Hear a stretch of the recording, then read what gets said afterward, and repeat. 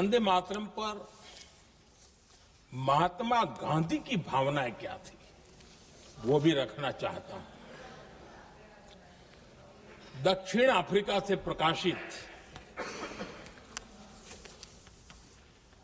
एक साप्ताहिक पत्रिका निकलती थी, इंडियन ओपिनियन, और इस इंडियन ओपिनियन में महात्मा गांधी ने 2 दिसंबर 1905 जो लिखा था उसको मैं कोट कर रहा हूं। उन्होंने लिखा था, महात्मा गांधी ने लिखा था, गीत वंदे मातरम जिसे बंकिम चंद्र ने रचा है पूरे बंगाल में अत्यंत लोकप्रिय हो गया है।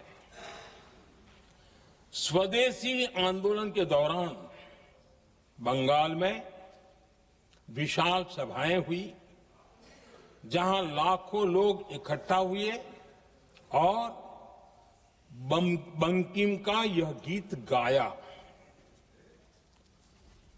गांधी जी आगे लिखते हैं, ये बहुत महत्वपूर्ण है। वो लिखते हैं, ये 1905 की बात है।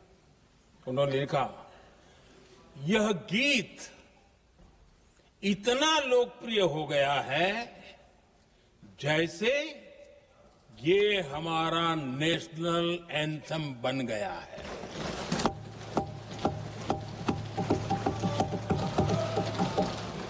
इसकी भावनाएं महान है और यह अन्य राष्ट्रों के गीतों से अधिक मधुर है। इसका एकमात्र उद्देश्य हम में देशभक्ति की भावना जगाना है। यह भारत को मां के रूप में देखता है और उसकी स्तुति करता है। अध्यक्ष जी,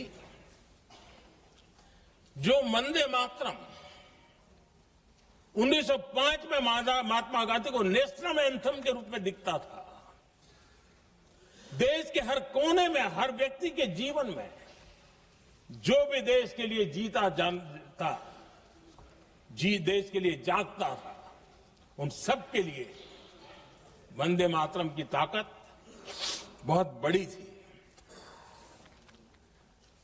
वंदे मातरम इतना महान था, जिसकी भावना इतनी महान थी, तो फिर पिछली सदी में इसके साथ इतना बड़ा अन्याय क्यों हुआ?